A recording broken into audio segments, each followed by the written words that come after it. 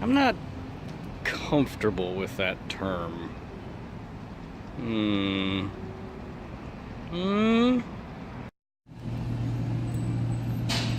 Whoa.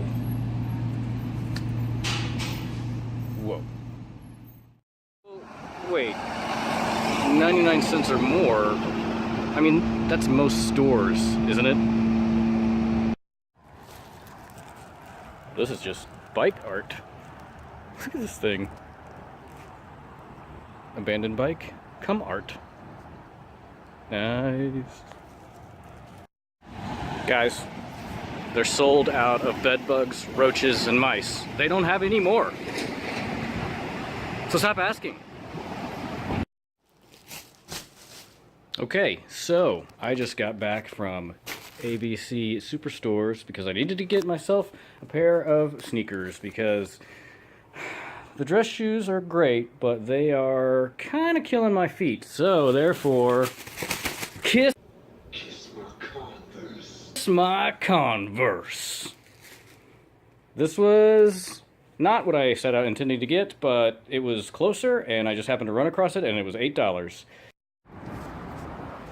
Guys, here's the song I've had stuck in my head since, well, all morning.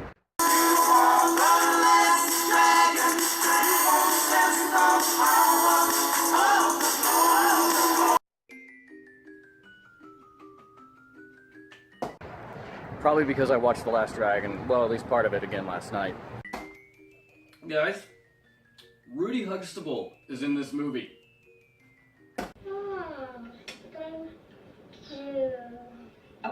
See? Maybe the best movie ever made? You know what? The Academy really missed an opportunity with that one.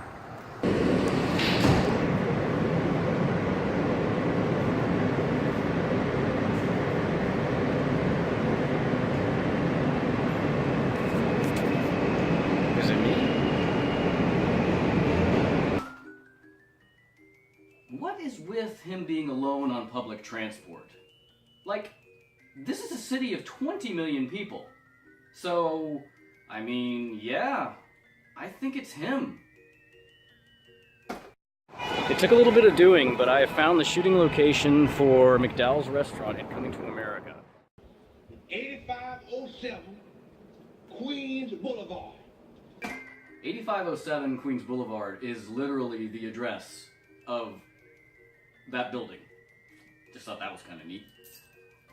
These two signs are very specific in the shot that I'm gonna throw up. I'll get a screen grab and show it. That building I don't think was there. The McDowell's sign was right here, and right now it's basically a construction site. I'll go around and show the angle that it was whenever the movie was shot, and it was a high angle, which obviously I don't have, but... Why does he feel the need to keep reiterating that he doesn't have access to crane technology? Like, that's not an expectation. Nobody's coming in thinking that's gonna happen. It's just weird, with this, like, constant need to assure everyone that he wishes he had a crane. Oh, but don't get your hopes up. It's not here. We can kind of get an idea here. And after it was McDowell's, it was a Wendy's. During shooting, actually, they would have people coming onto the set and asking if it was a new restaurant going to eat there. So here is what it looks like now. And that's kind of the angle that it was.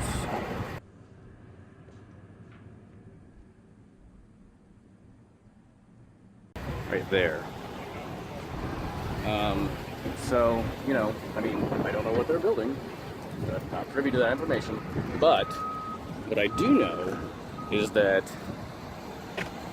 look, me and McDonald's people, we have a little misunderstanding.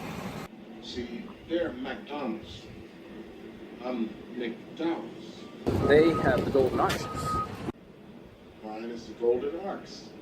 They got the Big Mac, I got the Big Mick. We both got 2 all-beef patties, special sauce, lettuce, cheese, pickles, and onions. But they use a sesame seed bun. My buns have no seeds. Guys, Sam Jackson is in this movie. What? Fuck you! See? Also, guess what we have right here? It is a time traveler. What the fuck? A payphone. I wonder if it works actually. No, it doesn't. Okay. Everything makes sense again. That right there, my friends and neighbors, is Akeem's apartment right here. The second window there, I mean, that's all three windows of the same apartment. And then down below here, that was where the mighty Sharp barbershop was. That's the window where Akeem is shouting out when he first arrives in New York. Behold, city, life, real life, a thing that we have been denied for far too long. Good morning, my neighbor! Fuck you! Yes! Yes! Fuck you too! So, pretty much looks the same except for the color. Go across the street here, which, I mean, street signals, it's really more of a suggestion. Over here, this is kind of the angle that they shot it from whenever he's standing out on the balcony screaming. There you go. There. So this down here would have been the barber shop. Just directly below, way up there is his apartment. Listen, real Americans. Pound for pound, Sugar Ray Robinson, the greatest fighter ever lived. Oh, come on, man. What about Joe Louis?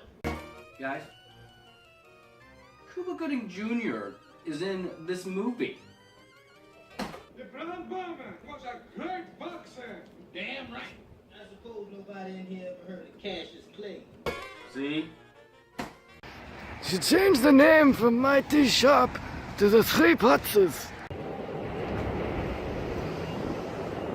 392 5th Street. Algerian.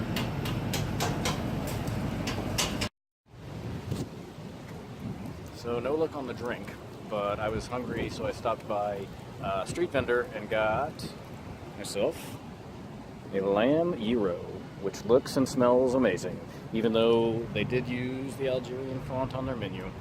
But they may be forgiven. Is it Algerian? It is. Ooh, what if I'm wrong about that? You're not. Scandal. Me eat now.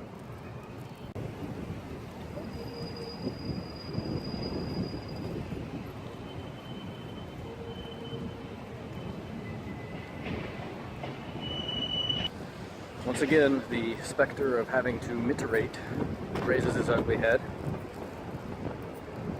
Can I talk about pee every day? Let's give it a try.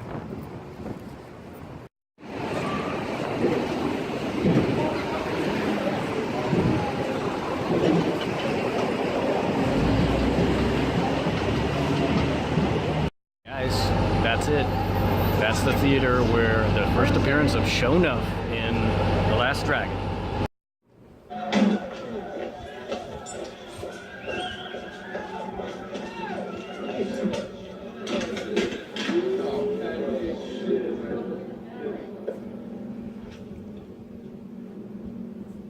Am I the meanest?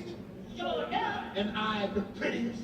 Sure enough. Am I the baddest mofo low down around this town? Sure enough. Well, who am I? Sure enough. Who am I? Sure enough. I can't hear you. Sure enough. The Shogun of Harlem. Shonuff, the Shogun of Harlem. Guys, Shonuff's not here. That was me. You didn't know I did the flawless Shonuff impression, did you? Portrayed by Julius Carey, who also was in one of my favorite vehicles. The early 90s, Briscoe County Jr., starring Bruce Campbell. Shonuff. Guys, William H. Macy is in this movie for like 1 minute. All we're just talking about one dinner out of your life. Come on, you can have at least have dinner with him? Yes, JJ, I would love to help you out, but the fact is my show is booked. See? Oh, all right.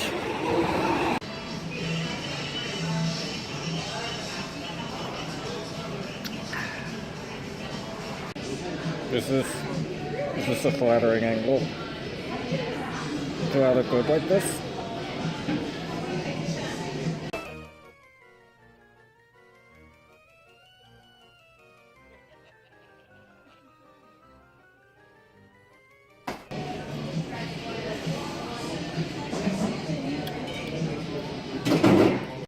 I have to say, it is really nice being in a city that has diversity. Like, I don't enjoy living in a city that's 94% white. And, well, that's a subject for another vlog, because there's a reason that happened early in the 19th century. Anyway, speaking of bathrooms, wow, I really brought the room down. Let's talk about something happy, like bathrooms. So this place, I kid you not, I watched read probably a million What to Do in New York blogs and posts, but this place is supposed to have the nicest bathrooms down here. So we're gonna go check them out. Because you know how weirdly, as soon as the camera's rolling, I start talking about pee. Okay, we're gonna take that again. I'm gonna show you the end of that little part, and I want you to focus on the sign, the post that he's passing on his right. Well, your right for that matter. I just think, just look at the post and remember he's talking about pee. Weirdly, as soon as the camera's rolling, I start talking about pee. That was just serendipitous. I would love to take credit for that, but it just worked. Sometimes life's pretty cool, you guys. By the way, I meant the Marriott. I know I didn't say the name earlier. Also, check this out.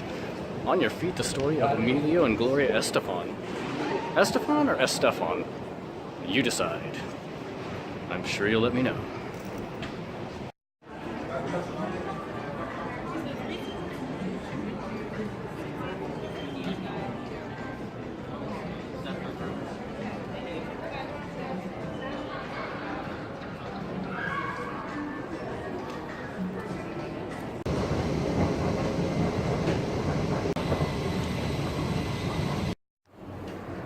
They were fine. They were fine, nothing to write home about. But, you know, like I said yesterday, any port in a storm. So, at least it's a public bathroom that you don't have to buy anything to use. They might think differently, since there are all these signs that say they're for guests, but I've been a guest of somebody before Marriott, so you weren't very specific. Loophole, gotcha. Peed in your shit. Well, it appears that, despite my best efforts, I have found myself in Times Square. And I have to say, it's pretty fucking cool. If you like commercialism, and I kind of do, in its place. And guess where its place is? Right here, guys. It's all of it came here to die. Look at this crazy business.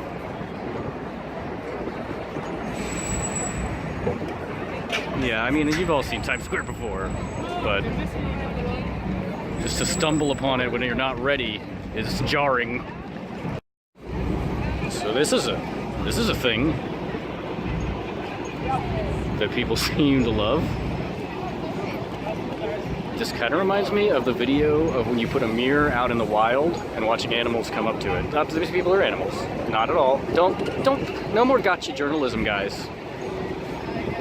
Just saying, it's amusing. You know what?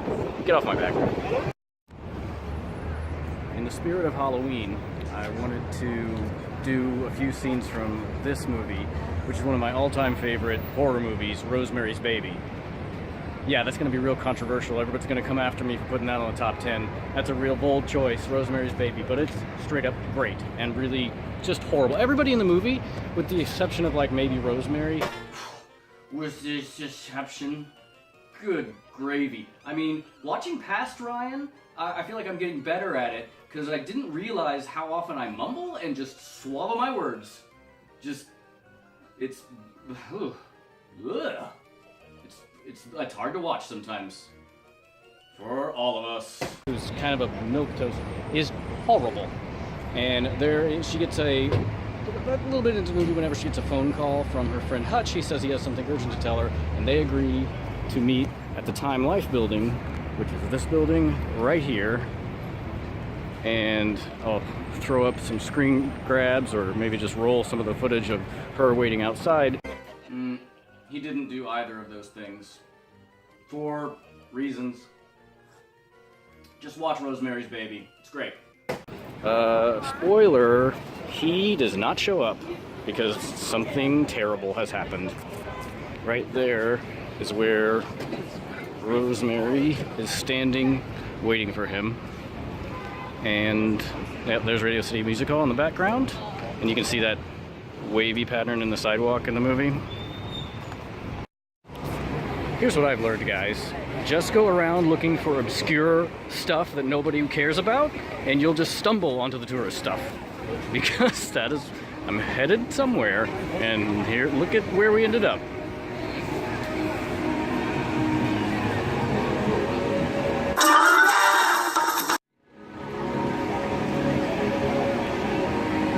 I tried ice skating one time. It was too many times. Guys, day 3 had so much content that we had to break it into 2 parts. So there's no outro for that one, so I'm filling in now. What can you expect on day 2 part? No, oh boy. What can you expect on day 3 part 2? More Ghostbusters stuff, abandoned quasi furniture, and human sacrifice. I made one of those things up. Figure it out. So please remember, like, comment, and subscribe below, and I'll say it for him. Pistols at dawn.